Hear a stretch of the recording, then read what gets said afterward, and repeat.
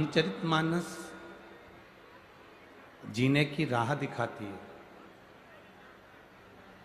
श्रीमद् भागवत मरना कैसे है, मृत्यु कैसी आना चाहिए, ये बता देती है। और शिव महापुराण की कथा हमारे संकट की घड़ी में हम किसको पुकारें, ये शिव महापुराण की कथा बता देती है। भगवान कृष्ण की 16,108 रानियां थी।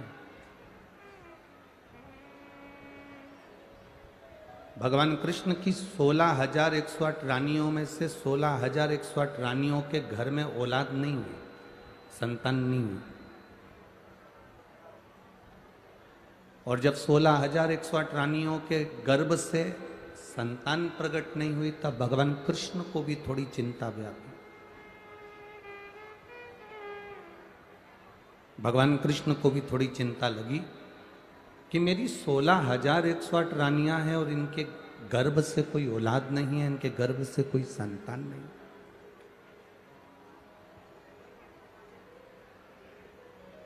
16,108 रानियां, कम से कम एक रानी से तो संतान होना थी, पर 16,108 रानियों से औलाद नहीं है।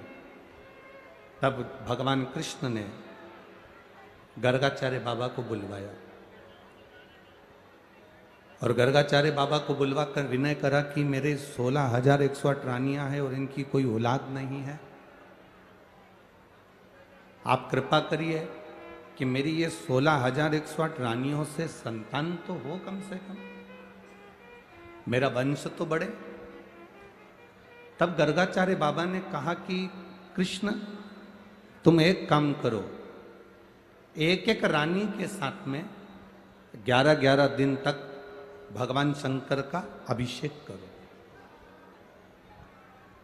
एक एक रानी के साथ में 11-11 दिन तक भगवान शंकर की पूजन करो।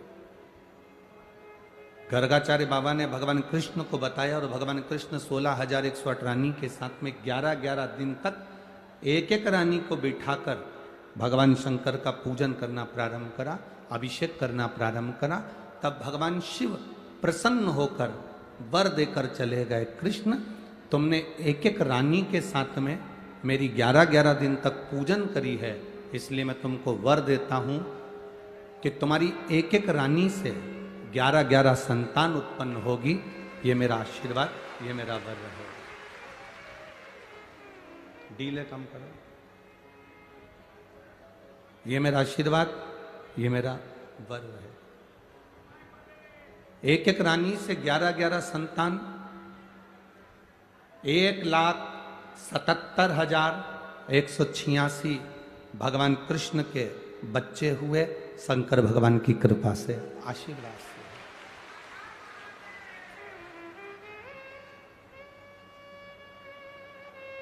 लोग आश्चर्य करते हैं, गुरुजी आप कहते हो कि किसी को 40 साल में संतान हो रही है, किसी को 50 साल में संतान हो रही है। केवल भगवान कृष्ण को मेरे महादेव वर नहीं दिए, मेरे राम जी, जब राम जी को लगा कि लंका पर विजय कैसे प्राप्त करी जाए, लंका को जीता कैसे जाए और ये समुद्र मार्ग नहीं दे रहा, तब मेरे राघव जी ने अपने साथ में आए हुए जामवंत सभी से विचार कर कर शंकर जी की पूजन करी। कोई एक ऐसा बता दो जिसकी मेरे महादेव ने पूजन नहीं करी हो, जिसने भी, कोई ऐसा बताओ जिसने भी मेरे महादेव की आराधना ना करी हो।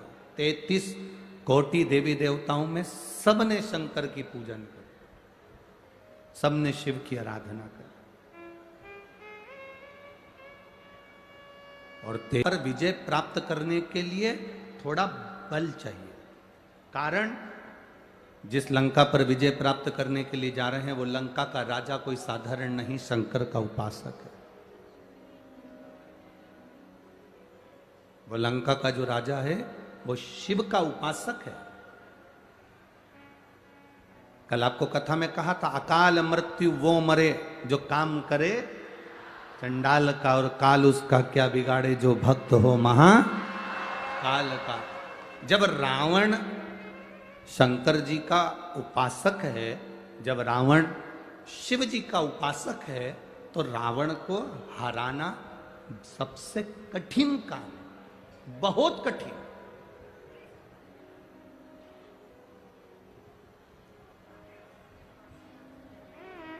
रावण को हराना कोई सरल बात है क्या?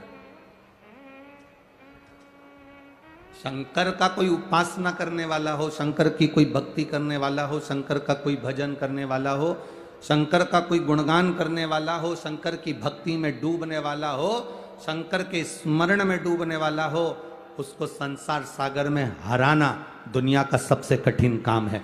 हार मानना या हराना बहुत कठिन।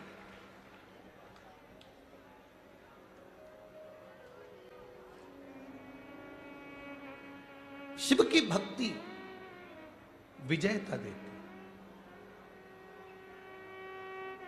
शंकर भगवान की भक्ति हमें बल प्रदान करती। बस तुम्हारा मन शंकर की भक्ति की ओर जाना चाहिए। तुम सब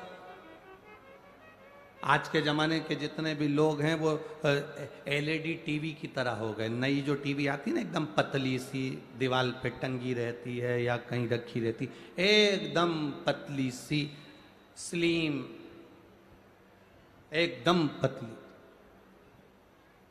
और पुरानी जो टीवी होती थी वो कैसी होती थी? डब्बा। बोलो सही है कि गलत है? डब्बा इतना बड़ा। अब आज की टीवी में और पुरानी टीवी में क्या अंतर है?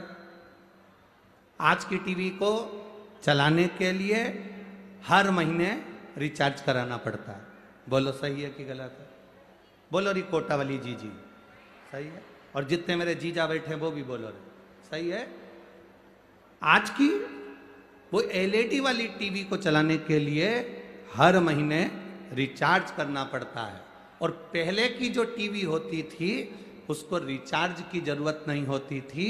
बस वो एंटीना, अगर टीवी नहीं चले तो एक जनी को ऊपर चढ़ा दो, एंटीना घुमा देगा, टीवी चलना।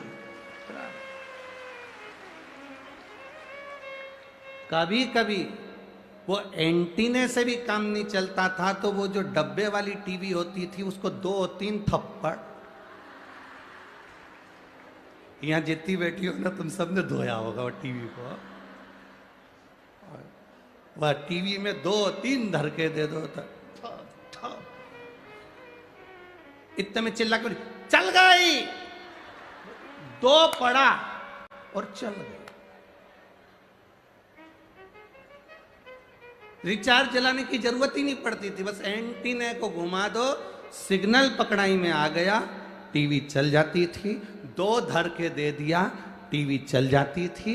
आज की टीवी को हर महीने रिचार्ज करना पड़ता है, पुरानी टीवी को रिचार्ज की जरूरत नहीं पड़ती थी, वो सिग्नल देखकर चलती थी और थप्पड़ मारा और चल जाती थी। उसी तरह आज के व्यक्ति का जो मन है इसको हर महीने ज्ञान देना पड़ता है, और पहले के व्यक्ति को ज्ञान की इतनी जरूरत नहीं होती थी।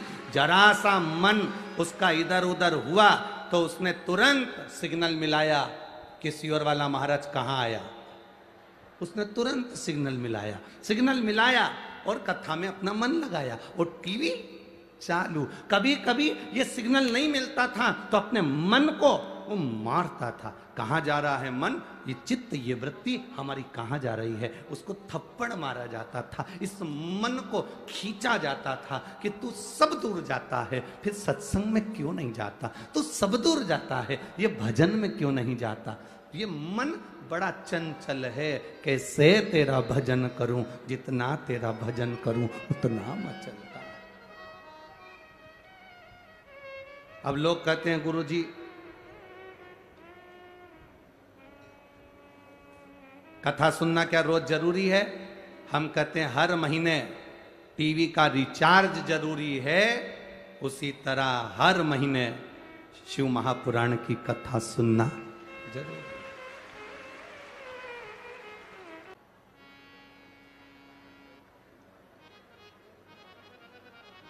एक भजन का बल होना चाहिए। शिव कथा कहती है महाराज।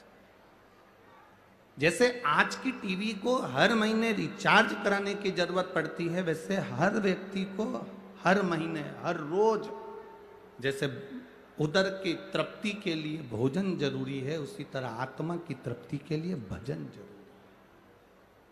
शिव कथा बहुत जरूरी।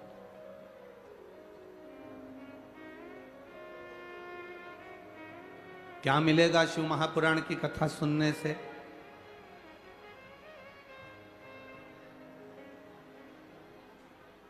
भगवान को नरियल देंगे तो क्या भगवान प्रसन्न हो जाएगा? जम के बोलो जरा, भगवान को नारियल दो तो भगवान प्रसन्न हो जाएगा? चना चिरौंजी देव तो, लड्डू पेड़ा देव तो, बोलो जम के बोलो। सोना चांदी हीरा पन्ना देव तो, पीताम्बर अंबर देव तो, 56 भोग उनको लगा दो तो भगवान प्रसन्न हो जाएगा? भगवान ना नारियल से प्रसन्न होता है, भगवान ना चना चिरौंजी से प्रसन्न होता है, भगवान ना तुम्हारी मालाओं से प्रसन्न होता है, भगवान ना तुम्हारे 56 भोग से प्रसन्न होता है। भगवान कहते हैं जैसे घर के बुजुर्ग को तुम साड़ी दिला दो उसको प्रसन्नता नहीं आएगी, घर के बुजुर्ग को सोने की रकम दिला दो उसको प्रसन्नता नहीं आएगी, घर के बुजुर्ग को तुम एक प्लाट उसके नाम कर दो उसको प्रसन्नता नहीं आएगी, घर के बुजुर्ग के नाम तुम हीरे जवाहरत कर दो उसको प्रसन्नता नहीं आएगी, घर के बुजुर्ग को अच्छे से अच्छा खाना खिला दो उसको प्रसन्नता नहीं आएगी। घर के बुजुर्ग को प्रसन्नता कब आएगी? जब जितने घर में लोग रह रहे हैं वो कम से कम थोड़ा सा समय घर के बुजुर्ग को दें तो उसके चेहरे पर प्रसन्नता आए। घर के बुजुर्ग व्यक्ति को तुम लड्डू खिला रहे, पेड़ा खिला रहे, गुलाब जामुन खिला रहे, कपड़े दिला रहे, जेवर दिला रहे, प्लाट दिला रहे, सामान दिला रहे और अपना कीमती समय आपने घर के बुजुर्गों को नहीं दिया तो वो उदास रहेगा। उसको तुम्हारी जेवर, उसको तुम्हारे धन, उसको तुम्हारी दौलत की जरूरत नहीं है, उसको अच्छे भोजन की जरूरत नहीं है। वो तो बस तुमसे एक बात मांगता है कि मेरे बेटे, मेरी बहू, मेरा पोता, मेरी पोती मेरे पास थोड़ी देर आके बैठे, अपना समय दें। क्योंकि नरियल, चिरौंजी, चना, 56 भोग, माला, पेड़ा, पीताम्बर, सोना, चांदी, हीरा, पन्ना, इन सबसे ज्यादा कीमती है आपका समय। आपने 2.5 घंटा 3 घंटा शिव महापुराण को दिया है, इसलिए मेरा महादेव भी अंत समय में 3 घंटा तुमको देगा। अंत समय में जब व्यक्ति वेंटिलेटर पर पड़ा होता है, आईसीयू में पड़ा होता है, पूरे घर के लोगों को बाहर निकाल दिया जाता है, पूरे घर के लोग बाहर निकाल दिए जाते हैं जब वो वेंटिलेटर पर पड़ा होता है।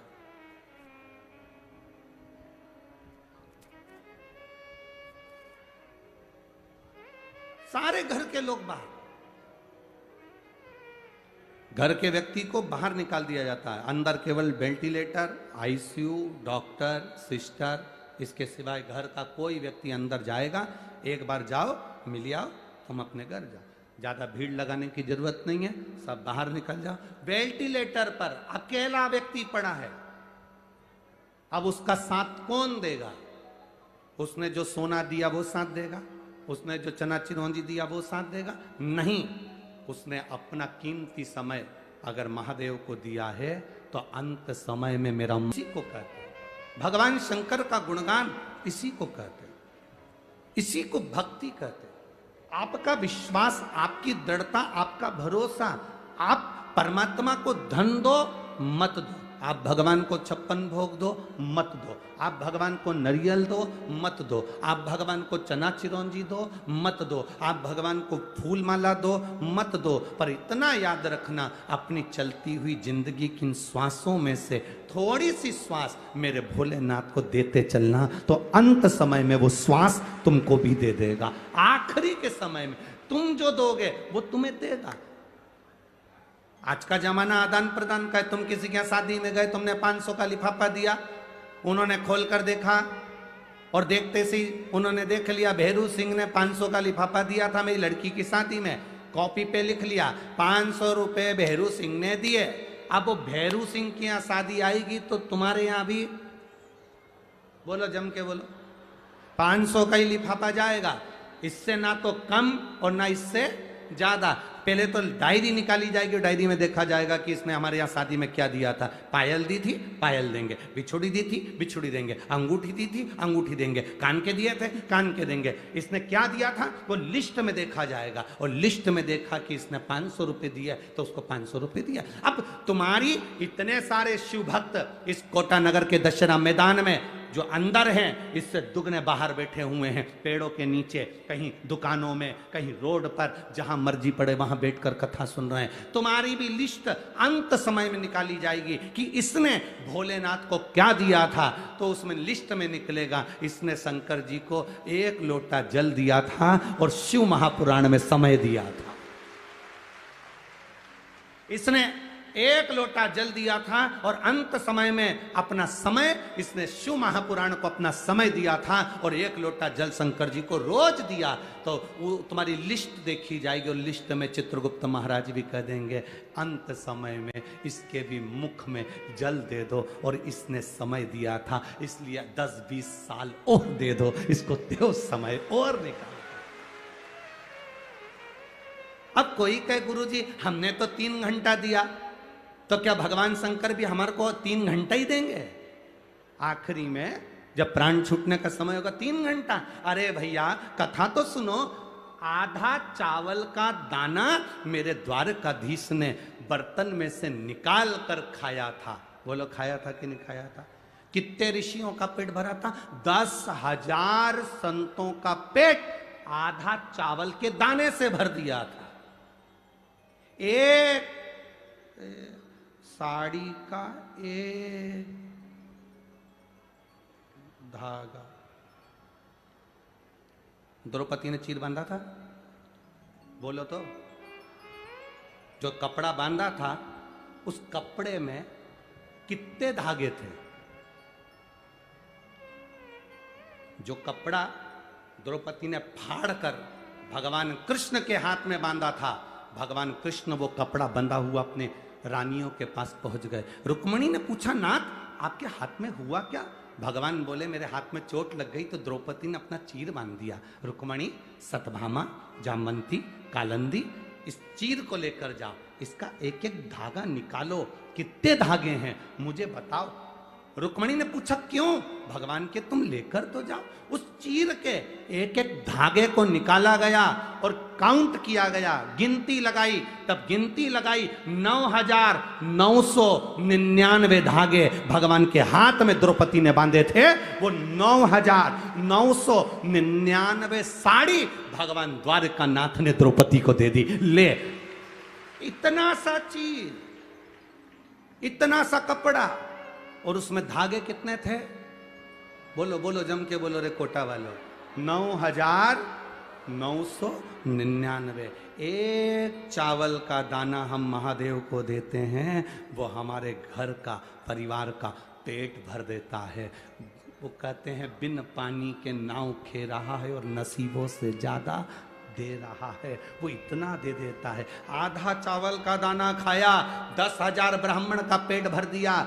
भगवान थोड़ा सा लेता है, तुम्हारे 3 घंटे लिए हैं, पर तुम्हारी उम्र कितनी बढ़ाएगा, कितना तुमको देगा, ये वही जान सकता है। उसका हिसाब उसके पास में रहता है।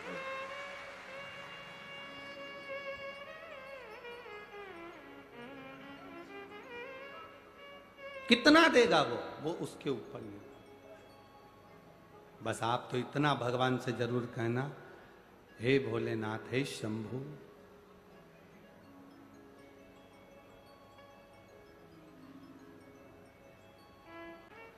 नेटवर्क नहीं होता, फिर वो मोबाइल का क्या करता? जम के बोलो जरा। तुम्हारे मोबाइल में नेटवर्क नहीं है तो तुम मोबाइल का क्या करोगे? बैठे बैठे गेम खेलोगे। बोलो सही है कि गलत है? अरे बोलो तो जम के जरा।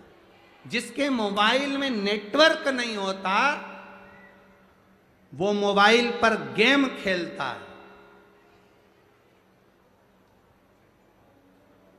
और जिसका शंकर के प्रति भरोसा नहीं होता, दुख उसके साथ गेम खेलता है।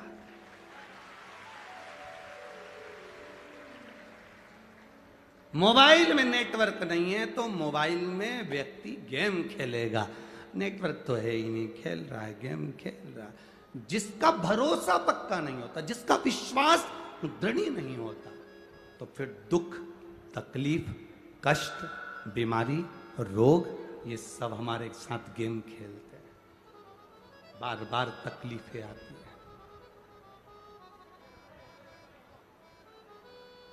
तुम अच्छा देखोगे, तुम्हें अच्छा प्राप्त होगा।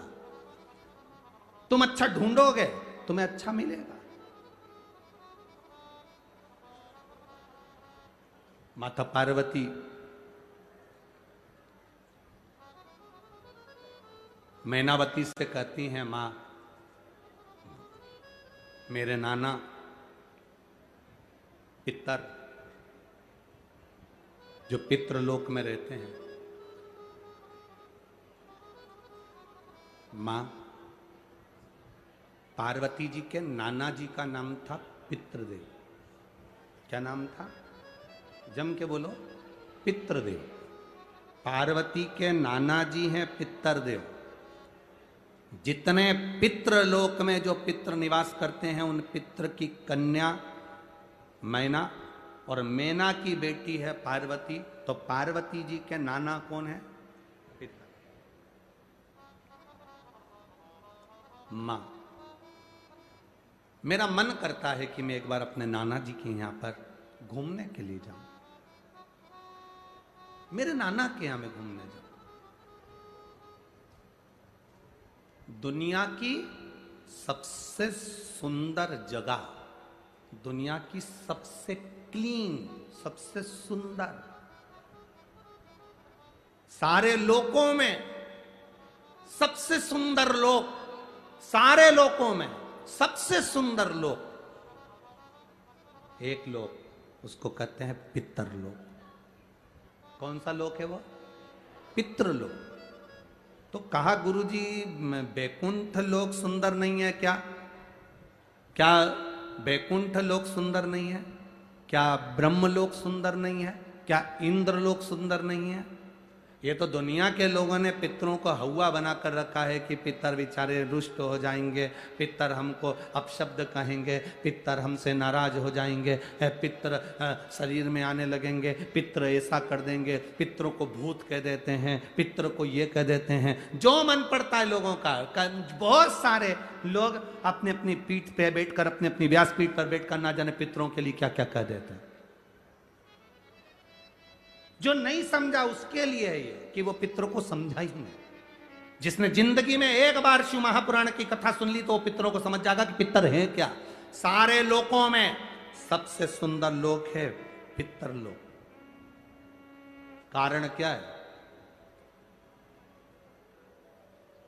तुम्हारे यहां दिवाली साल में एक बार मनाई जाती है, देवलोक में दिवाली साल में एक बार मनाई जाती है, नाग दीपावली के दिन। पितृलोक में दीपावली रोज मनाई जाती है। कारण, पितृलोक में दिवाली रोज क्यों मनाई जाती है? उसका कारण क्या होता है? लक्ष्मी जी ने नारायण से पूछा, ब्रह्माणी ने ब्रह्मा जी से पूछा, इंद्राणी ने इंद्र से पूछा, एक बात बताओ, तुम दिन भर बैकुंठ में नहीं रहते हो नारायण, आप कहां चले जाते हो? भगवान विष्णु ने कहा, मैं बता नहीं सकता कि मैं दिन भर कहां जाता हूं। नहीं, आज तो आपको बताना पड़ेगा कि तुम दिन भर कहां जाते हो, तुम दिन भर रहते कहां हो, कहां पहुंच जाते हो दिन भर। आपको बताना पड़ेगा, ये आपको बोलना पड़ेगा। भगवान नारायण कहते हैं, मैं नहीं बता सकता। सुबह शाम घर पर आते हो, दिन भर गायब रहते हो, आखिर जाते क्या हो? पत्नी पति से क्यों ना पूछे? तुम भी अपने पति से पूछ सकती हो, क्यों दुकान तो 8 बजे बंद हो गई थी, 11 बजे आ रहे हो, कहां थे श्रीमान? पूछ सकती है, पत्नी का फर्ज है पूछना, और पूछना चाहिए भी, पूछना चाहिए, उसमें क्या दिक्कत है? पति को बताना भी चाहिए अपनी पत्नी को कि मैं वहां गया था, तो मैं आते आते मंदिर होते हुए आया, तो ऐसा हुआ, तो पूरी पूरी बात बताओ कि ऐसा हुआ, बताना चाहिए। धर्म पत्नी को बताना चाहिए कि मैं गया था, ये काम था, वो काम था। लक्ष्मी जी ने पूछा, तुम दिन भर कहां रहते हो? भगवान विष्णु ने कहा मैं बता नहीं सकता। बताना पड़ेगा। तब नारायण ने कहा, फिर नारायण बोले, नारायण ने कहा कि देखो लक्ष्मी, बात ऐसी है कि पितृलोक इतना सुंदर लोक है, इतना सुंदर लोक है कि जहां जितने पितर निवास करते हैं उनके घर का कोई व्यक्ति अगर कथा सुनने जाता है, मंदिर जाता है, अगरबत्ती लगाता है, दिया लगाता है या पूजन आराधना करता है या भूलवश भी कहीं भगवान की कथा में जाकर बैठ जाता है, जितनी देर उसके घर का व्यक्ति कथा में बैठता है, नारायण कहते हैं उतनी देर मैं उसके घर के पितरों के कंधे पर हाथ रखकर कथा को श्रवण करता हूं।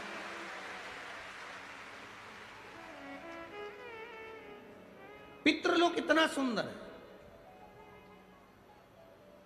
और पितृलोक के जो स्वामी हैं, आर्यमा स्वामी, वो पितृलोक के जो स्वामी हैं वो भी बड़े सुंदर हैं। और पितृलोक के जो स्वामी हैं बड़े सुंदर, और पितृलोक के स्वामी जिस पर बैठते हैं, काय पर बैठते हैं? कौवे पर। वो भी बड़ा सुंदर, अति सुंदर। अरे गुरुजी कहां की बात कह रहे हो? सबसे सुंदर पक्षी तो मोर है। राष्ट्रीय पक्षी में भी उसको कहा सबसे सुंदर पक्षी तो मोर है, और आप कह रहे हो कि दुनिया का सबसे सुंदर पक्षी कौवा है। अरे भाई, जिसने कथा नहीं सुनी उसको लगता है कि दुनिया का सबसे सुंदर पक्षी मोर है, पर अगर शास्त्र को उठाकर देखोगे तो दुनिया का सबसे सुंदर पक्षी कौवा था। पहले नंबर पर सफेद, सुंदर, अति सुंदर, कौवे के आगे कोई पक्षी नहीं था। वो तो ब्रह्मा जी ने पृथ्वी पर यज्ञ करा, और पृथ्वी पर जब यज्ञ करना चाहा ब्रह्मा जी ने, तो उस समय पर ब्रह्मा जी ने कहा मुझे इस पृथ्वी पर यज्ञ करना है, इस जमीन को लीपने के लिए अमृत की जरूरत है। जैसे अपन गाय का गोबर लीपने के लिए लाते हैं, वैसे ब्रह्मा जी ने कहा इसको लीपने के लिए अमृत चाहिए। अमृत कौन लेकर आएगा?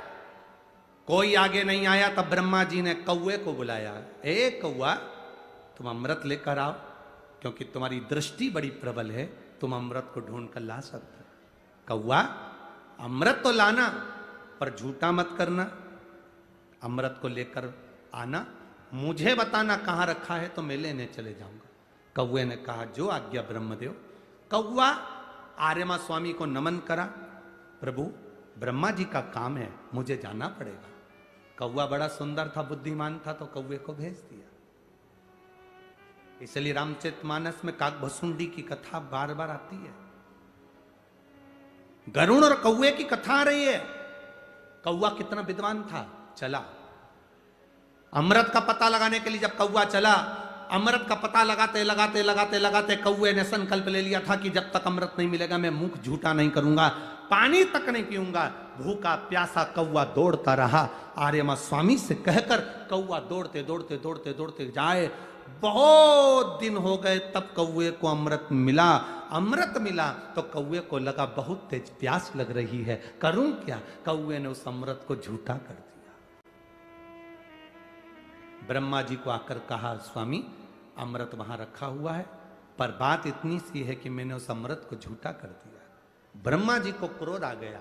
ब्रह्मा जी ने कहा रे कौवे, तू सफेद होकर, सुंदर होकर, तूने ऐसा काला काम कर दिया, ऐसा बेकार काम करा, तूने अमृत को झूठा करा और ऐसा काला काम तूने करा।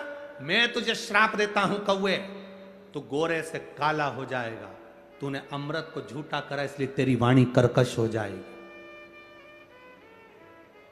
तेरी वाणी कर्कश हो जाएगी।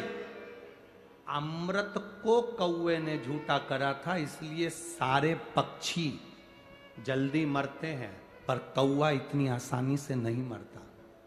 कौवा इतनी आसानी से नहीं मरता। सारे पक्षी जल्दी मरते हैं, पर कौवा आसानी से नहीं मरता। तेरी वाणी कर्कश होगी तो काला होगा। सुंदर कौवा काला हो गया। आर्यमा स्वामी ने देखा कि मेरा कौवा, मैं जिस पर बैठता हूं, ये काला हो गया। आर्यमा स्वामी ने ब्रह्मा जी से कहा, आप क्या चाहते थे?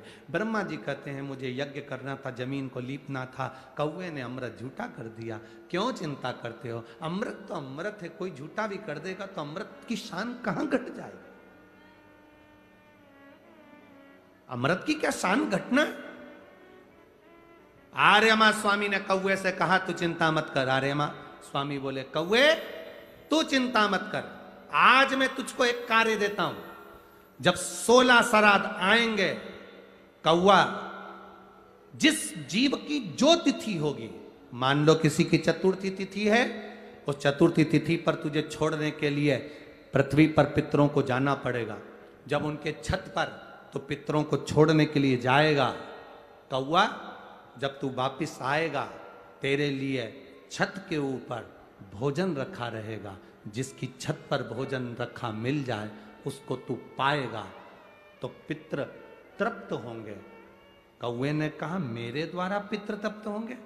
कौवा नहीं, जब पितर वापिस आएंगे, पितृलोक में रहेंगे, उनको 1 वर्ष के अंदर जब भूख लगेगी, तब कौवा तू अपनी चोंच में उनकी छत से जो भोजन लेकर आएगा, अपनी चोंच से निकालकर उन पितरों को देगा, जिससे उनका कल्याण होगा और वो आशीर्वाद प्रदान करेंगे, वो वर प्रदान करेंगे। हम नहीं पहचानते हमारे शास्त्रों के विधानों को, हमने कह दिया ये अच्छा है, हमने कह दिया वो अच्छा, उसको समझो क्या कि श्रेष्ठता कहां है। शिव तत्व की प्राप्ति का एक आनंद बिंदु है। तेरी कृपा।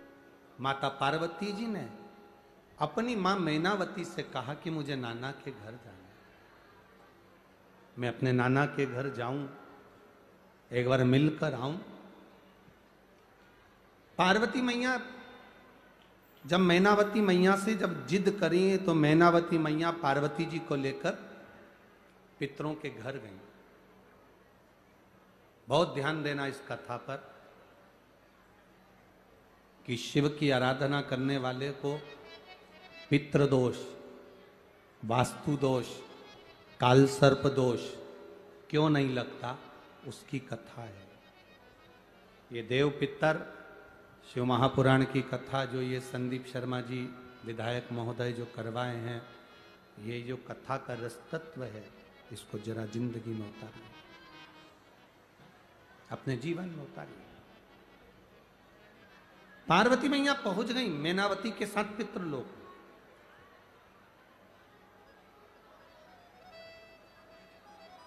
पितृलोक में पहुंची वो, और देखो शिव महापुराण की कथा कहती है, बाबा देवादिदेव महादेव का चरित्र कहता है, भगवान शंकर का पावन चरित्र कहता है, शिव महापुराण की कथा कहती है।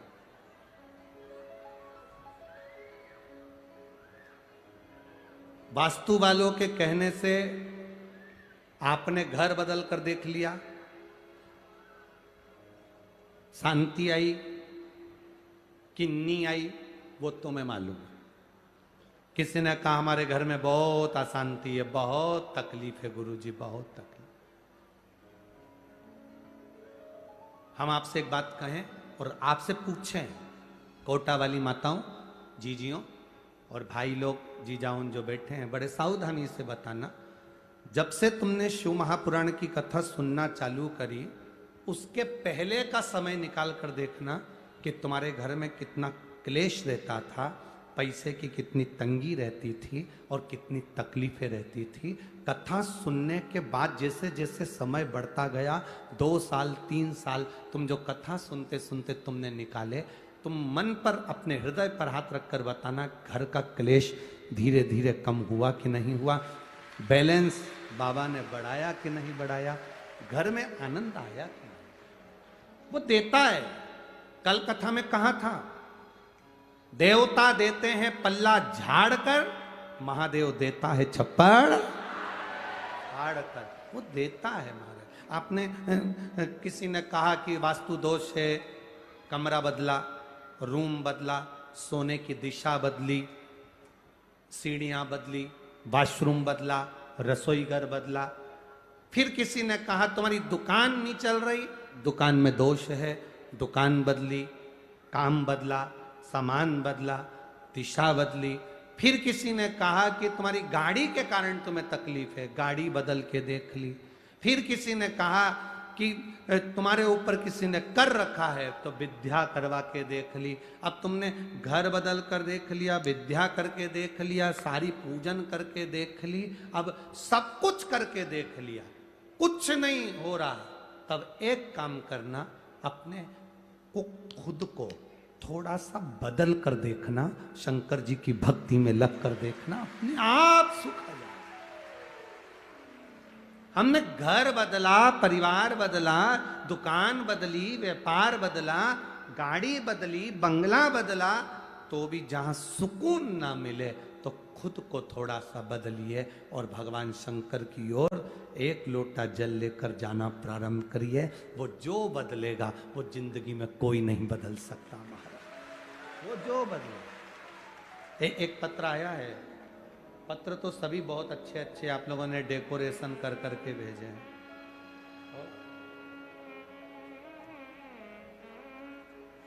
बड़े बड़े पत्र भी आए हैं। हो पहले तो यहां पर एक कोई माता बैठी है जिनके घर में कई सालों से संतान नहीं थी, और अब एक बात अच्छे से सुनिएगा, कोई तुमसे कहे तुम्हारे ऊपर पितृ दोष है, कोई तुमसे कहे तुम्हारे ऊपर वास्तु दोष है, कोई तुमसे कहे तुम्हारे ऊपर काल सर्प दोष है, तो उनसे कह देना पितर तो मेरे नाना जी लगते हैं। जब माँ पार्वती के नाना हैं और पार्वती हमारी माँ है, तो हमारे भी तो पितर नाना ही हुए ना। अब नाना अपने घर की नातिन को प्रेम रखते हैं, आशीर्वाद देते हैं कि दोष देते हैं? बच्चे अगर गलती करेंगे तो नाना मामा चिल्ला देगा, मामी चिल्ला देगी, पर नाना नानी कभी कभी। एक चरित्र याद आता है, एक व्यक्ति खड़ा था और उसके गांव के एक पंडित जी थे, वो रोज प्रवचन देने जाते थे। तो वो गांव का जो व्यक्ति था ना, वो पंडित जी से कहता था, महाराज कभी कभी हमको भी प्रवचन दे दिया करो, सारे गांवों को सुनाते फिरते हो, कभी हमको भी सत्संग दे दिया करो। पंडित जी को बड़ा गुस्सा आया। पंडित जी ने कहा, कथा में तो कभी आता नहीं और यहाँ खड़े होकर रोज टोकता। पंडित जी ने कहा, तुम्हारी गोदी में ये तुम्हारा जो पोता है ना, यही तो तुमको ज्ञान दे रहा है। रोज तो कहता है बा बा बा बा बा बा, मतलब अब तुम्हारी उम्र हो गई, बाबा बन जाओ, अब मुझे प्रवचन देने की क्या जरूरत है। इतने में उस व्यक्ति को बड़ा बुरा लगा। उसने कहा, महाराज तो मेरा ही पीछे आ गया। उसने कहा, महाराज तुम बिल्कुल सही कह रहे हो, इसका कहना मानकर मेरा मन करता है कि मैं बाबा बन जाऊं, पर इसको गोदी में लेता हूं तो ये कहता है बाबा बाबा बाबा, और मेरी बेटी के बेटे को गोदी में लेता हूं तो वो कहता ना ना ना ना ना। मन तो करता है बन जाऊं, पर बेटी का बेटा कहता ना ना ना ना।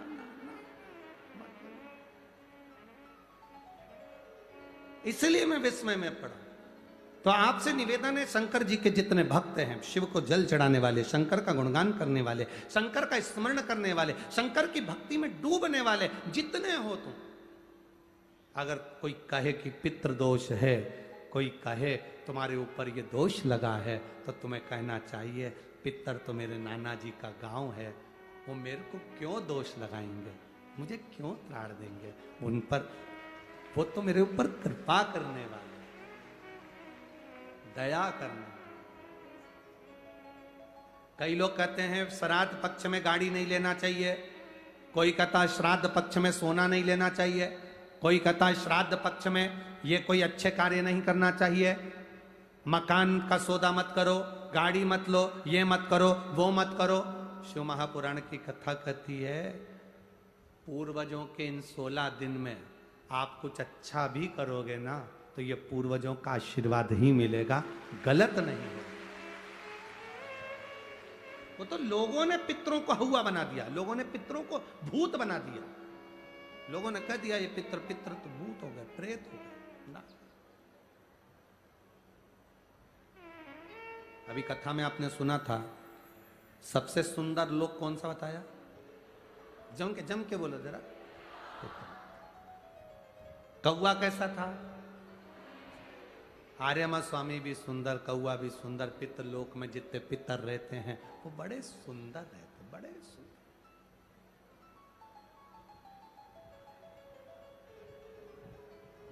बड़े सुंदर। शिव कथा कह रही, भगवान शंकर का संवाद कर रही।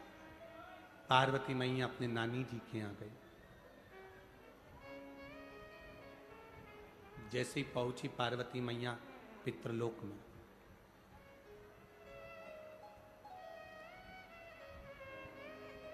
पितृलोक में पहुंचते से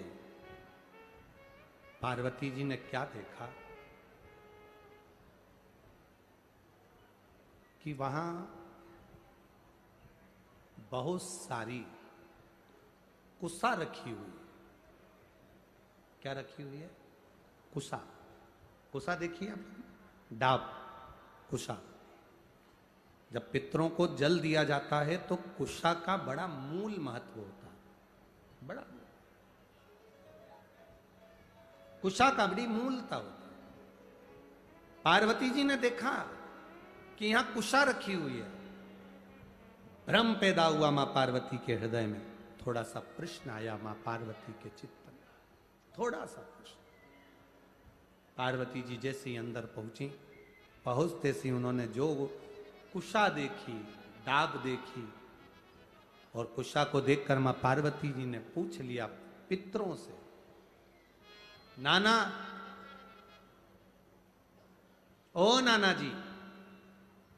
अब पितरों के देवता आर्यमा स्वामी बैठे थे तो उन्होंने शब्द सुना पार्वती जी का। शब्द सुनकर माता पार्वती जी के पास में आर्यमा स्वामी आए और पूछा, माता पार्वती आप क्यों आवाज लगा रही हो, क्या हुआ है? आप आवाज क्यों लगा रही हो, हुआ क्या? पार्वती जी ने कहा, मैं मेरे नाना के घर में आई हूं, पर इतना सारा कुशा रखा देखा है, डाब रखा देखा है, तो मैंने पूछा कि ये कुशा, ये डाब क्यों रखा? देखो, सनातन हिंदू धर्म में जो कुशा होती है, जो डाब होता है, साल भर अपने घर के अंदर कहीं ना कहीं इस कुशा को, इस डाब को संभाल कर रखना चाहिए। उसका कारण क्या बताया है? तो यहां पार्वती जी से स्वयं आर्यमा स्वामी कहते हैं, सुनो पार्वती माता, पितृलोक में ये जो ढाब है, पितृलोक में जो ये कुशा है, पितृलोक में ये कुशा जो रखी हुई तुम देख रही हो, इस कुशा का महत्व ये होता है कि जिस घर में, जिस घर के अंदर कुशा रखी होती है, उस घर पर पितरों की कृपा दृष्टि सदा बनी होती है। वहां दुख, तकलीफ, कष्ट नहीं आता। पर कुशा रखने का स्थान, 3 जगह कुशा रखने का स्थान दिया है। कितनी जगह दिया है? जम के बोलिए। 3 जगह पर कुशा रखने का स्थान दिया है। आप अपने ध्यान में रखिएगा। देव पितर जो शिव महापुराण की कथा चल रही है, इससे आपको सीखना है और जनमानस तक आपको ये चीजें रखना है, जिससे हमारा सनातन धर्म में ये बात मालूम पड़े कि कुशा का महत्व क्या है, कुशा कहाँ रखी जाती है और कुशा के जल से तर्पण क्यों दिया जाता है। ये बहुत समझने वाली बात है। 3 जगह पर कुशा का महत्व बताया गया कि कुशा को 3 जगह पर रखा जाए। पहला,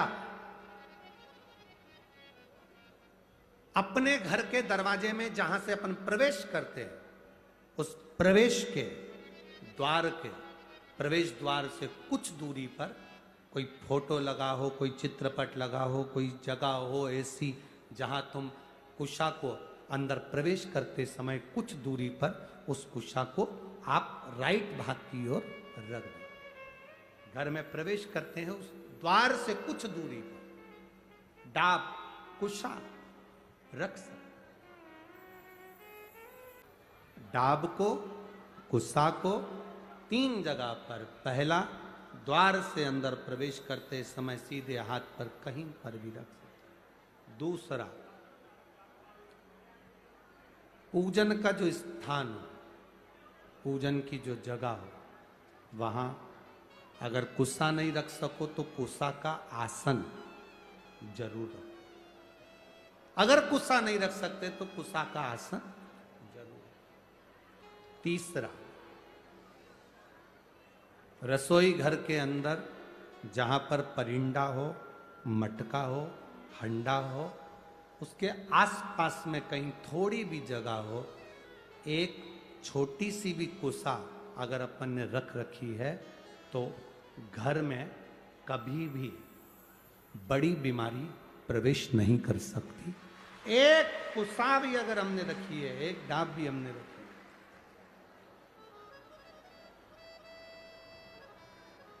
हम तो यहां तक कहेंगे, शिव महापुराण की इस पवित्र कथा में आप लोगों से कहना चाहेंगे,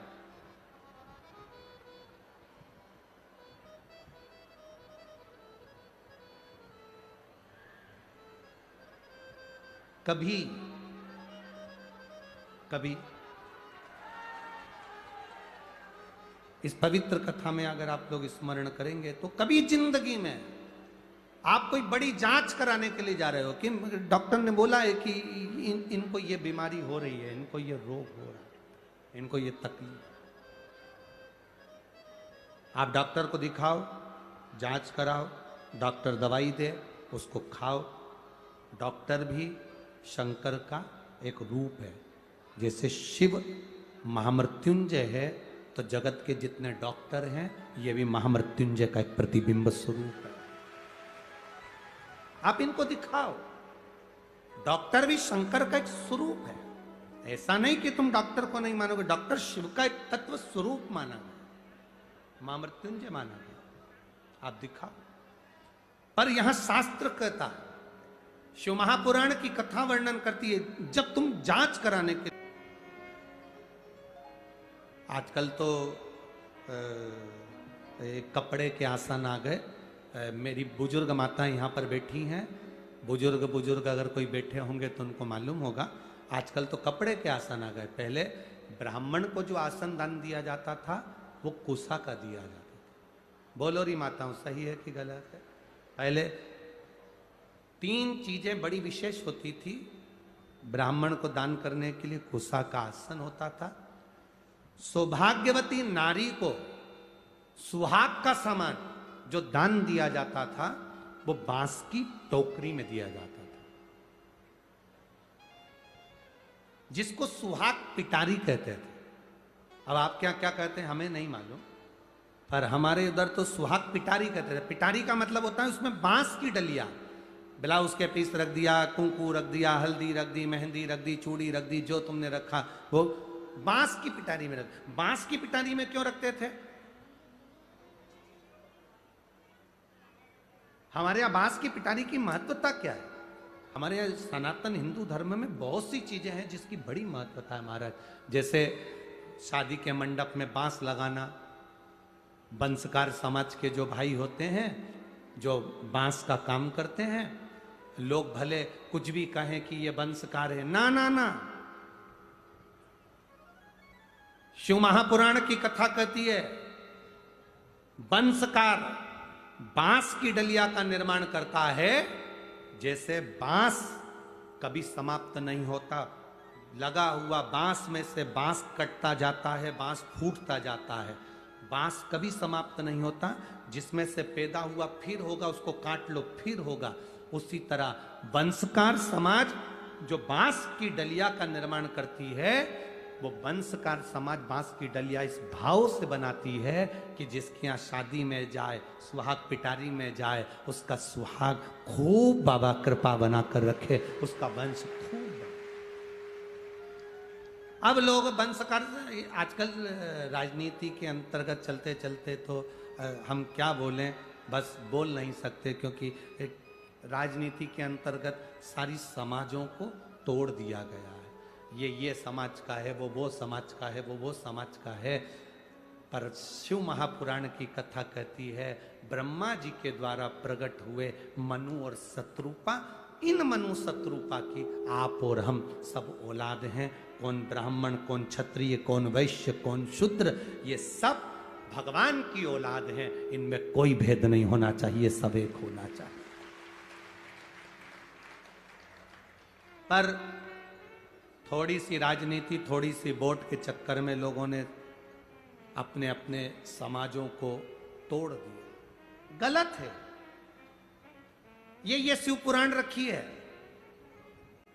1 2 3 4 ब्राह्मण, क्षत्रिय, वैश्य, शूद्र, 4 पाए पर ये पोथी रखी है। उसी तरह हमारे ब्राह्मण, क्षत्रिय, वैश्य और शूद्र, ये 4 भारत के वो स्तंभ हैं जिस पर ये पूरा सनातन धर्म टिका हुआ।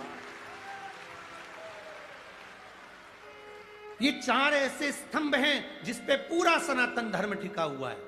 पर वोट के चक्कर में, राजनीति के चलते हुए आज इन सनातन धर्म को तोड़ने के लिए लोगों ने विचार कर लिया सनातन धर्म ऐसे नहीं टूटने वाला। तो सबसे पहले लोगों ने कहना चालू करा अगरबत्ती लगाना बंद करो, क्योंकि अगरबत्ती में बांस होता है। थोड़े दिन के बाद ये तुम्हारी अगरबत्ती छुड़ा के तुम्हारे हाथ में मोमबत्ती पकड़ा देंगे और कहेंगे तुम्हारा बाप यही है, अब इसी को भजो, सनातन धर्म को भजना बंद करो। पर शास्त्र रीति कहती है, हमारा सनातन धर्म कहता है ब्राह्मण, क्षत्रिय, वैश्य, शूद्र, ये 4 एक स्तंभ है सनातन धर्म के। ये हमें कितना भी कोई तोड़े, पानी को डंडे से मारने से पानी अलग होता है क्या? अरे बोलो तो दीजिए, नहीं होता। इनको लोगों ने कह दिया ये तो वंशकार हैं, ये तो चर्मकार हैं, ये तो ये ना ना ना ना। जितनी जातियां, जितनी समाजें बनी है, ये हमारे सनातन धर्म के गौरव बनी है। संत रविदास जी ने चमड़े का जूता बनाते बनाते रविदास जी महाराज स्वयं मीराबाई आकर खड़ी हो जाती है और कहती है गुरुदेव, मैं तुम्हारे लिए अच्छा आश्रम सुंदर गंगा के घाट पर बना देती हूँ गुरुदेव, अच्छी जगह बना देती हूँ, चलो गुरुदेव। रविदास जी ने कहा मीरा, मैं काहे को गंगा के घाट पर जाऊं? मुझे गंगा के घाट पर जाने की जरूरत नहीं है मीरा। अगर मेरी भक्ति में बल होगा तो गंगा खुद आएगी, स्वयं पहुंचेगी। संत रविदास जी ने कहा तो मीराबाई हंसने लगी, गुरुदेव गंगा मैया यहां कहां से आएगी? तू क्या चाहती है? मीराबाई कहती है मुझे गंगा जल पीना है। रविदास जी कहे रुक जा। जिस कठोते में रविदास जी चमड़ा धोते थे, रविदास जी ने हाथ जोड़े, गंगा मैया ये मीरा छोटी है, जानती नहीं, इसको जल पीना है, आप जल दो ना। छोटे से कठोते में जिसमें रविदास जी चमड़ा धोते थे, उसी चमड़ा धोने वाले पात्र में से हीरे की चूड़ी पहना हुआ एक हाथ निकल कर बाहर आ गया, उसमें गंगा का जल रखा हुआ। मन चंगा कठोते में, कठोते में गंगा। प्रसन्न हो गई मीरा। जहां गुरु, सच्चा गुरु जिस जगह पर बैठता है, उस जगह पर गंगा को, गुरु गंगा नहाने नहीं जाता, गंगा गुरु के पास चलकर आती है। सच्चा अगर सतगुरु है, सच्चा गुरु है तो गंगा नजदीक पहुंच जाती है। सत्य है आपके पास में। आपको हमने पहले कथा में कहा, आज फिर कह रहे हैं, जो शंकर का भक्त होता है, शिव को 1 लोटा जल चढ़ाने वाला होता है, बिना दिखावे के जो भगवान की भक्ति करने वाला होता है, उसे भगवान को नहीं ढूंढना पड़ता, भगवान उसे ढूंढता है। को नहीं ढूंढना। दुनिया के लोग कितने भी तोड़ दें तुमको, कितने ये ब्राह्मण अलग हैं, क्षत्रिय अलग हैं, वैश्य अलग हैं, शूद्र अलग हैं, सब अपने अपने भाव से अपना अपना गढ़ बना कर कहें, ना ना ना ना, गुलाब जामुन खाओ चाहे रसगुल्ला खाओ, इमरती खाओ चाहे जलेबी खाओ, जाति पेट में ही है। बोलो सही है कि गलत है? ब्राह्मण हो, क्षत्रिय हो, वैश्य हो, शूद्र हो, आखिरी में जाना उसी के पास है। हो सकता है कोटा वासियों के लिए जलेबी का डिपार्टमेंट अलग, गुलाब जामुन अलग जा रही हो, रसगुल्ला अलग जा रहा हो। हमारे उधर तो ऐसा नहीं होता। हमारे यहाँ तो गुलाब जामुन खाएंगे तो भी पेट में जाएगी, रसगुल्ला खाएंगे तो भी पेट में जाएगा। जाना एक ही जगह है। तुम जीते जी मानो तो भी वही है, और मरने के बाद मानो तो भी वही है। सत्यम शिवम सुंदरम में ये पूरी सृष्टि समाई,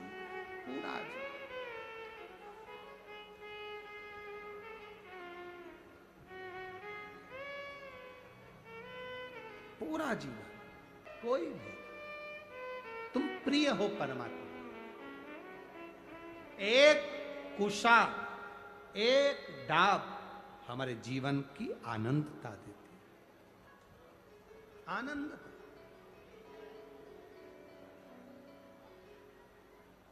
एक किसी ने पत्र लिखा, आग लगा के छोड़ कर आ जाएंगे, सब अपने घर आकर आलू की सब्जी और पूड़ी खाएंगे। बोलो सही है कि गलत है? सब आलू की सब्जी पूड़ी खाएंगे, मोहल्ले वाले चाय बनाकर लाके देंगे, बस तुम ऐसे बैठे बैठे, और चाय भी वहीं धीरे से पल्लू अंदर करके सब निपटा रहे होगे, सब खा रहे पी रहे होगे, और शमशान में आग लगाकर तुम्हें छोड़ आएंगे। उस समय पर कोई तुम्हारे साथ नहीं होगा। तब तुम्हारा जो लोटा भर के जल चढ़ाया वो रिश्तेदार तुम्हारे साथ होगा। तुम्हारा शंकर, तुम्हारा शिव, तुम्हारा ओघड़ी, तुम्हारा शंभु तुम्हारे साथ। जब कोई नहीं आता मेरा बाबा, जब कौन आएगा? अंत समय में वही आएगा। अंत समय और वचन दिया,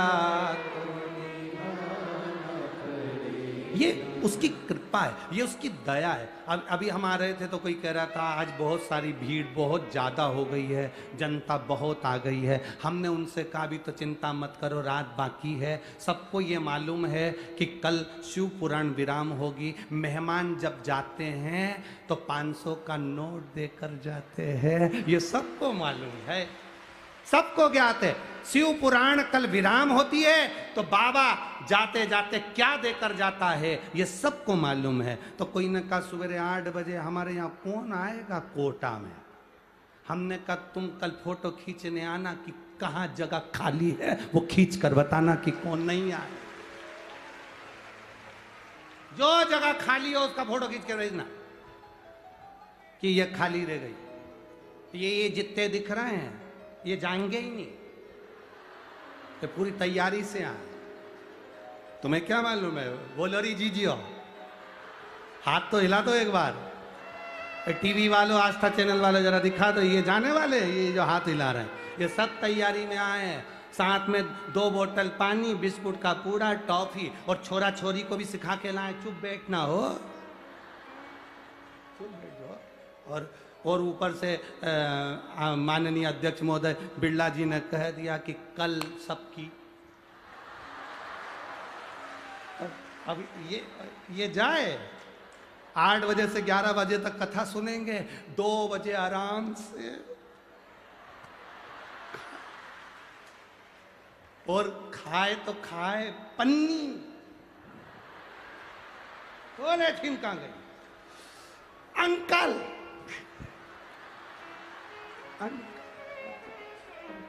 रखे सो।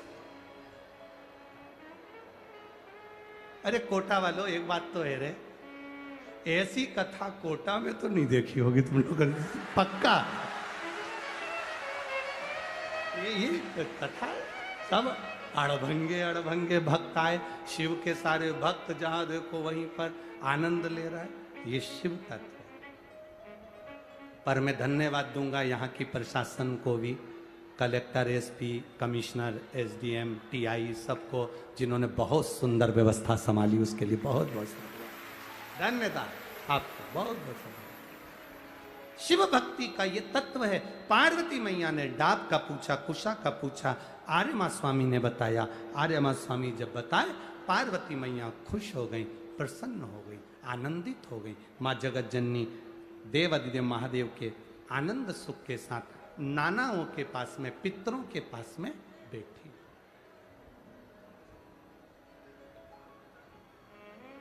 अब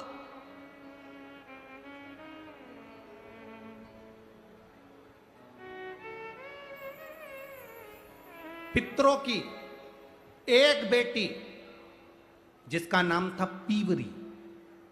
क्या नाम था? पीवरी। पीवरी कौन? वेद व्यास जी महाराज के पुत्र श्री सुखदेव जी महाराज। भागवत जी सुनिए सबने, बोलो जम के बोलो, सुनिए ना भागवत जी। सुखदेव जी ने राजा परीक्षित को कथा सुनाई थी। अरे बोलो तो ठीक है। सुखदेव जी महाराज की धर्म पत्नी का क्या नाम था? पितरों की लड़की पीवरी के साथ सुखदेव जी महाराज का ब्याह हुआ था।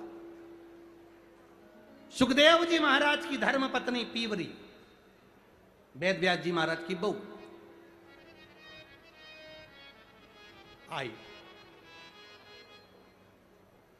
अगर आप लोगों ने भागवत सुनी होगी तो आप लोगों को मालूम होगा कि सुखदेव जी महाराज, जब वेद व्यास जी महाराज के यहाँ सुखदेव जी महाराज का प्रागट्य हुआ, सुखदेव जी महाराज जब वन में जाने लगे, उन्हें रोका तो पूछा, मुझे क्यों रोकते हो? तो कहा, तुमने अभी गुरु मंत्र नहीं लिया, कहाँ जा रहे हो?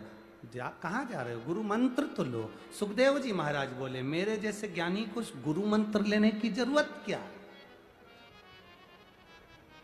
मेरे जैसे ज्ञानी को गुरु मंत्र लेने की क्या जरूरत है? तब सुखदेव जी महाराज को वेद व्यास जी ने कहा, लेना पड़ेगा। मुझे गुरु मंत्र कौन देगा? मेरे जैसे ज्ञानी को गुरु मंत्र कौन देगा? ऐसा नहीं होता कि कौन देगा। अगर तुम्हारे को इतना अहम है, राजा जनक के यहाँ जाओ। राजा जनक के दरवाजे पर सुखदेव जी महाराज पहुंच गए। एक दिन निकल गया, जनक जी सुखदेव जी से मिलने के लिए नहीं आए।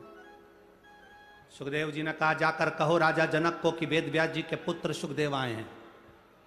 जनक जी नहीं आए। 3 दिन निकल गए, जनक जी नहीं आए। 4 दिन निकल गए, जनक जी नहीं आए। सुखदेव जी को गुस्सा बढ़ता गया। 5वां दिन हो गया, जाकर कहो जनक जी को कि सुखदेव जी आए हैं, महाज्ञानी मार्तंड विद्वान प्रखंड। जाओ कर कहो। जनक जी नहीं आए। 6 दिन निकल गए, तब 7वें दिन सुखदेव जी महाराज द्वारपालों से बोले, कहो जनक जी को उनका सेवक आया है, पधारें, एक बार दर्शन दे दे। जनक जी बाहर आए, सुखदेव जी को नमन करा। वेद व्यास जी के पुत्र आए। सुखदेव जी कहते हैं, नहीं, वेद व्यास का पुत्र नहीं, आपका शिष्य आया। जनक जी ने पूछा, मैं तुम्हारा गुरु बनूं? सुखदेव जी कहते हैं, मैं गुरु बनाऊंगा तो केवल आपको बनाऊंगा और किसी को गुरु नहीं बनाऊंगा। राजा जनक ने कहा, मैं राजा तुम संत, कहा ये संबंध? नहीं नहीं नहीं, मंत्र तो आप ही दोगे। जनक जी ने कहा, अगर आप मेरे से मंत्र लोगे तो मैं गृहस्थी हूं, घर में रहता हूं, मैं चाहूंगा कि आप भी गृहस्थी हो जाएं, तब गुरु मंत्र लें। आपकी शादी होना चाहिए। मेरी शादी किससे करूंगा? मेरे बराबर की कौन कन्या होगी? जनक जी ने कहा, तुम्हारे बराबर की केवल पितरों की लड़की पीवरी एक ऐसी है जो महाविद्वान है। पीवरी एक ऐसी है जो महाविद्वान। देवी भागवत कहती है, आप लोगों ने अगर पढ़ी होगी तो स्मरण में होगा, देवी भागवत कहती है,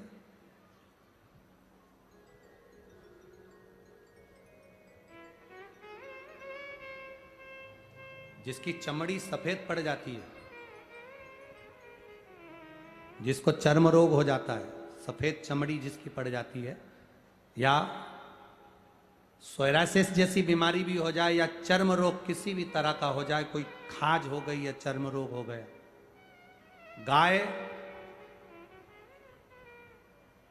पूर्णिमा के दिन जब अपने बछड़े को दूध पिला रही हो और बछड़ा जब दूध पी रहा हो, दूध पीते पीते बछड़े के मुख पर फेन आ जाता है, उस फेन को चम्मच में निकाल लीजिए। बछड़ा जब दूध पीता है तो उसके दोनों साइड फेन आ जाता है, उस फेन को चम्मच में ले लो और पीवरी माता का स्मरण कर कर, सुखदेव जी महाराज की धर्म पत्नी पीवरी का नाम लेकर, देवाधिदेव महादेव का स्मरण कर कर चर्म रोग वाली जगह पर उसको लगाओ, थोड़ी देर बैठो, उसके बाद आधे घंटे के बाद स्नान करो, 2-3 बार करोगे, चमड़ी अपने असली रंग में आना प्रारंभ हो जाती है और चर्म रोग धीरे धीरे समाप्त होंगे। पीवरी विद्वत्ता का एक स्वरूप है। सुखदेव जी महाराज की धर्म पत्नी पीवरी का नाम कोई साधारण नाम नहीं। देवी भागवत में अगर आप पढ़ेंगे, देवी भागवत में ये संवाद मिलेगा। कोई तुमसे पूछे कि सियोर वाले महाराज ने कहां से बोला पीवरी का नाम, तो आप देवी भागवत में पढ़ सकते हैं, देवी भागवत में स्मरण कर सकते हैं। पीवरी, जनक जी ने कहा पीवरी से आप विवाह करो, मेरे बराबर का विद्वान है क्या वो, विद्वत्ता रखती है, जाओ।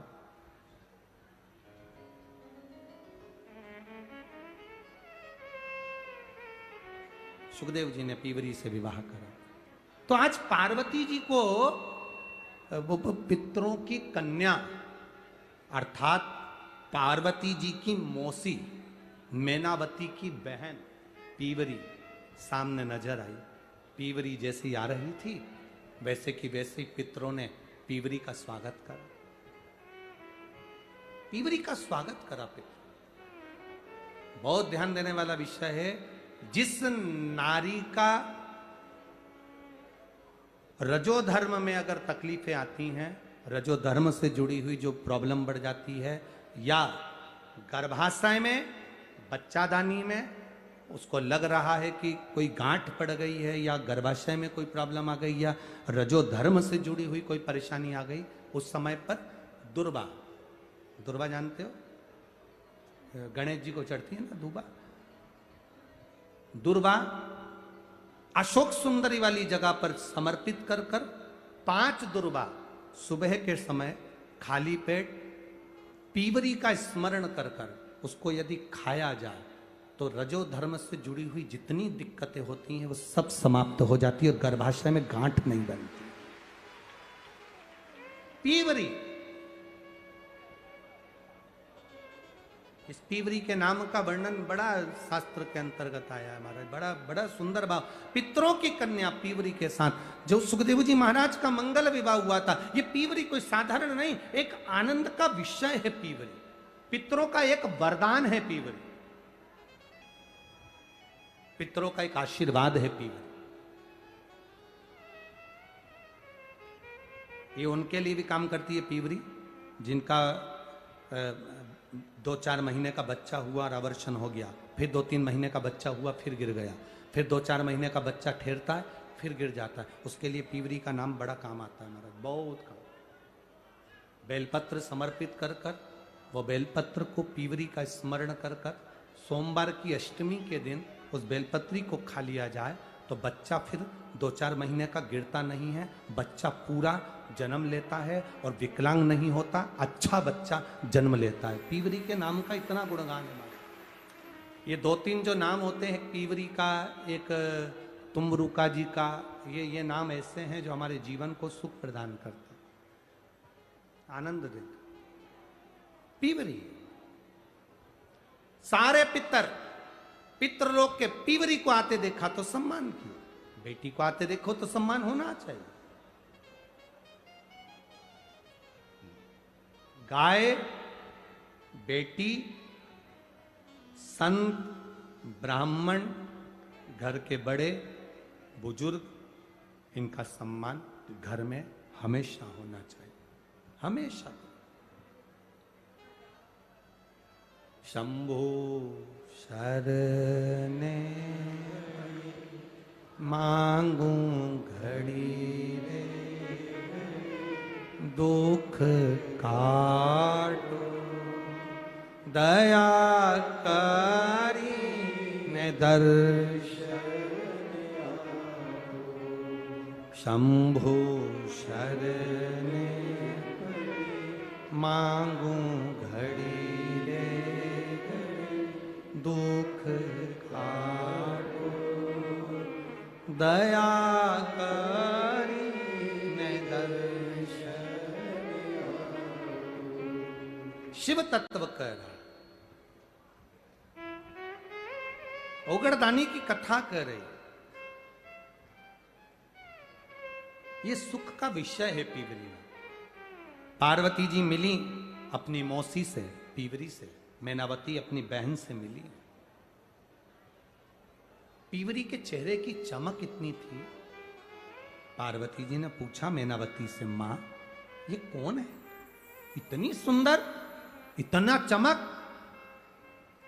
और आपको कथा में कहा पहले, क्रीम की चमक 2-4 साल, क्रीम की चमक 2-4 महीना, क्रीम की चमक 2-4 दिन रहती है, पर अच्छे कर्म की चमक जिंदगी भर रहती है। जीवन पर्यान अंत समय तक आपका चेहरा आपके कर्म से चमकता है। आप अच्छा करोगे, आपके चेहरे पर चमक आ जाएगी, आपको ब्यूटी पार्लर जाने की जरूरत नहीं पड़ेगी। कहां जाए? आजकल तो इतना फैशन बिगड़ गया, इतना फैशन बिगड़ गया महाराज। कोई सुंदरकांड का पाठ भी कराता है तो पहले पंडित जी से कहता है मजा आना चाहिए। अब तो सुंदरकांड मजा लेने के लिए करा रहा है कि कल्याण के लिए करा रहा है?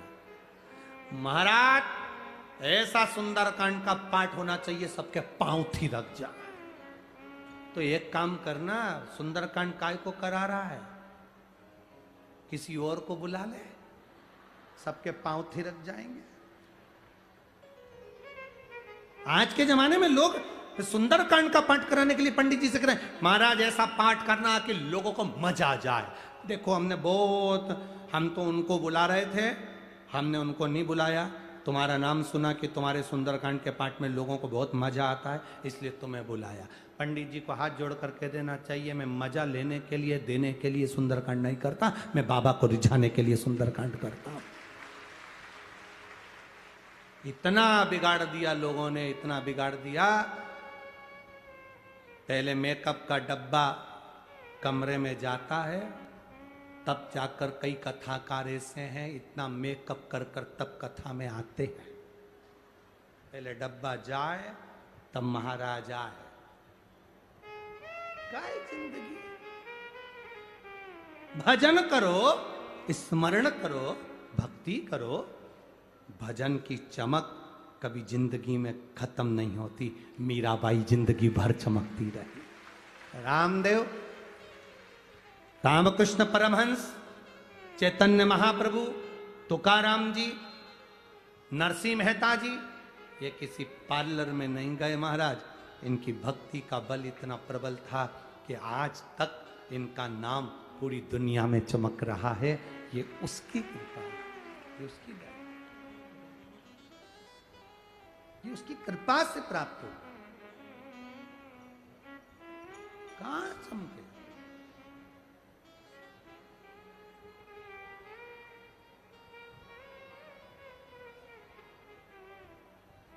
कई लोग हमसे भी कह रहे थे गुरुजी तुम्हारे बहुत सारे बाल उड़ गए। तो हमने पूछा क्या हो, तो उससे अरे गुरुजी आजकल तो बहुत अच्छे अच्छे बाल आते हैं, इसे चिपका लो। हमने कहा जनता देख रहे हो, जहां से आते वहीं पकड़ के तो हमारा कुर्ता खींचती है।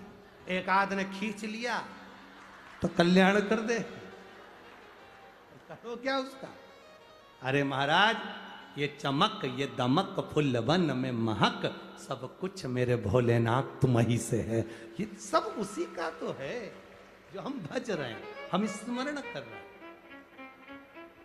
आप करो भगवान की भक्ति, बुजुर्ग बुजुर्ग माताओं को देखना, जितनी बूढ़ी बूढ़ी तुम्हारी सास है ना, तुम्हें तो तैयार होने में 2 घंटा लगता है, सासू को कोई तैयार होने में टाइम नहीं लगता। बस बहू से कह रही बेटा तैयार हो गई, बहू कह रही मम्मी मैं होने वाली हूं, तुम तो हो जाओ।